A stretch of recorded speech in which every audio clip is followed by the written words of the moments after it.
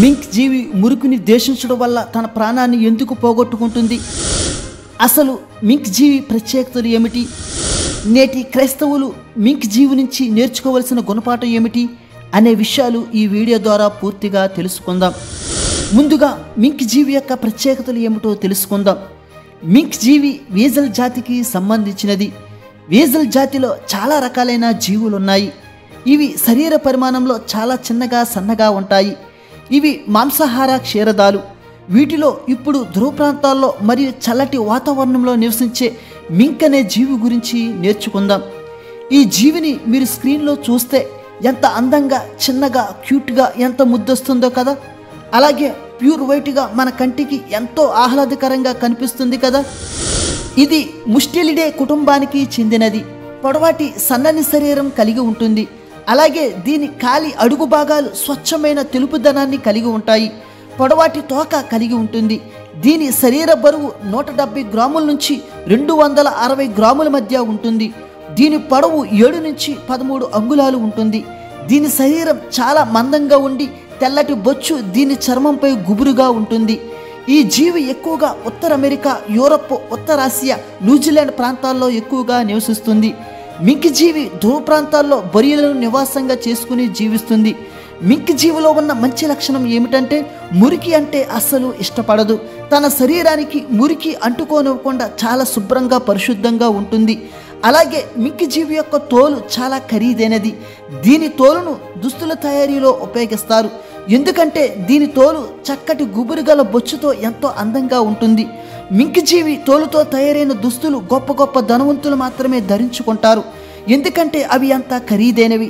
దీనిని మీరు స్క్రీన్లో చూడవచ్చు. కాబట్టి మింక్ జీవి యొక్క తోలు కోసం వేటగాళ్ళు చాలా ప్రయాసపడి దానిని పట్టుకుంటారు. సాధారణంగా అయితే మింక్ జీవిని వేటగాళ్ళు పట్టుకోవడం చాలా సవాలుతో కూడుకొని ఉన్నది. ఎందుకంటే దూరం నుంచి దీన్ని కర్రతో కొట్టిన, గన్తో పేల్చిన దాని రక్తం దాని తోలుకు అంటుకుంటే ఆ తోలు ఇక దేనికి పనికిరాదు. అంటే ఎంతో ఖరీదైన తోలు పూర్తిగా నాశనం అయిపోతుంది. కాబట్టి వేటగాళ్ళు చాలా ప్రత్యేకమైన పద్ధతులు ఉపయోగించి రక్తపాతం లేకుండా మింక్ జీవిని పట్టుకుంటారు. వేటగాళ్ళు ఈ జీవి యొక్క అన్ని లక్షణాలను అధ్యయనం చేస్తారు. కాబట్టి దాని బలహీనతను పసిగట్టి దానిని పట్టుకుంటారు. మింక్ జీవికి మురికి అంటే ఇష్టం ఉండదు. వేటగాళ్ళు దీన్ని అదునుగా తీసుకుని మింక్ జీవి తన బొరియల నుంచి బయటకు వెళ్ళిన తరువాత దాని నివాసం చుట్టూ చిక్కటి బురద లాంటి మట్టిని చుట్టూ అడ్డుగోడలా వేస్తారు. అప్పుడు మింక్ జీవి తన నివాసానికి ఎప్పుడు వస్తాదని వేటగాళ్ళు వలలతో ఎదురు చూస్తారు. అప్పుడు మింక్ జీవి తన నివాసానికి రాగానే మధ్యలో అడ్డుగా బురద మట్టి ఉంటుంది. ఇప్పుడు లోపలికి వెళ్ళాలంటే మురికి అంటుకుంటుంది. ఆ మురికిని అంటించుకోకుండా లోపలికి వెళ్ళడానికి చాలా ప్రయత్నాలు చేస్తుంది. ఒకవైపు శత్రువులు మాటు వేయడం గమనిస్తూ ఉంటుంది. అయినా కానీ మురికిని అంటించుకుని లోపలికి వెళ్ళడానికి సాహసించదు. మురికి అంటుకోకుండా ఎలా వెళ్ళాలి అనే తర్జనా భర్జనలో పడే లోపల వేటగాళ్ళు వల వేసి మింక్ జీవిని పట్టుకుంటారు. అప్పుడు దీన్ని ఒక ప్రత్యేకమైన పద్ధతిలో రక్తం కారకుండా మెడ నులిమి చంపేసి దాని తోలును తీసుకుని వెళ్ళిపోతారు. మాంసాన్ని మాత్రం అక్కడే పడేస్తారు. ఇప్పుడు ఈ మింక్ జీవి నుంచి మనం నేర్చుకోవాల్సింది ఏమిటంటే 1/4 కిలో బరువు ఉండే ఈ చిన్న బలహీనమైన జీవి తన ప్రాణాన్ని సైతం లెక్క చేయకుండా మురికిని చివరి వరకు అంటించుకోలేదు.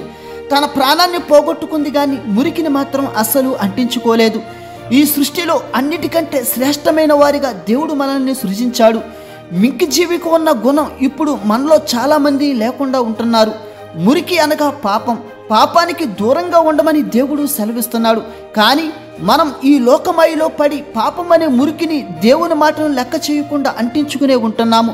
పరమగీతము 5వ అధ్యాయము 3వ వచనం, నా పాదములు కడుగుకొంటిని, నేను మరలా వాటిని మురికి చేయనేలా? అవును, ఒక్కసారి మనం పాదాలు కడుగుకున్న తరువాత తిరిగి మురికి ఎందుకు చేసుకుంటున్నాము? ఆయన శిలువ రక్తం ద్వారా మనం పరిశుద్ధులం అయిన తరువాత కూడా తిరిగి పాపాన్ని అంటించుకుంటున్నాము. మురికి అని తెలిసినా కానీ కొడుగుబడిన పంది మరల బురదలో దొరలుటకు వెళ్ళినట్లుగా మనం ప్రవర్తిస్తున్నాము. పైకి శుభ్రంగా కనిపిస్తున్నాము, లోన మాత్రం మురికిగా ఉంటున్నాము. కానీ పౌలు అతని జత పనివారు మాత్రం అలాగూ లేరు. లోకం దృష్టిలో మురికిగా పెంటగా ఉన్నారు, కానీ దేవుని దృష్టిలో పరిశుద్ధంగా ఉన్నారు. అందుకే దేవుడు ఈ విధంగా సెలవిస్తున్నాడు. యాకోబు రాసిన పత్రిక 4వ అధ్యాయము 8వ వచనం, పాపులారా మీ చేతులను శుభ్రము చేసుకొనుడి, దిమనస్కులారా మీ హృదయములను పరిశుద్ధపరచుకొనండి. అందుకే పాపమనే మురికి మనకు ఉండకూడదని దేవుడు చేతులను శుభ్రం చేసుకోమంటున్నాడు. మన హృదయంలో ఉన్న మురికిని తొలగించుకొని పరిశుద్ధంగా దేవుడు జీవించమంటున్నాడు.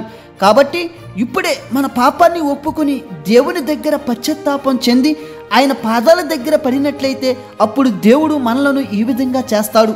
మలాకి గ్రంథము 3వ అధ్యాయము 2వ వచనం. ఆయన చాకలివాని సొబ్బు వంటివాడు. చాకలివాని సొబ్బు బట్టలను ఎంత శుభ్రంగా చేస్తుందో అలాగే పాపమనే మురికిని కలిగి ఉన్న మనల్ని ఆయన శిలువ రక్తం ఎంతో పవిత్రంగా పరిశుద్ధంగా చేస్తుంది. అందుకే ఆయన చాకలివాని సొబ్బు వంటివాడు అని లేఖనం సెలవిస్తుంది. ఆ పరిశుద్ధతను చనిపోయేంత వరకు మింకి జీవు వలె కాపాడుకోవాలి. అలాగని పందిలా తిరిగి బురదలోనికి వెళ్ళకూడదు. దేవుడు మిమ్ములను మీ కుటుంబములను దీవించునుగాక. ఆమేన్.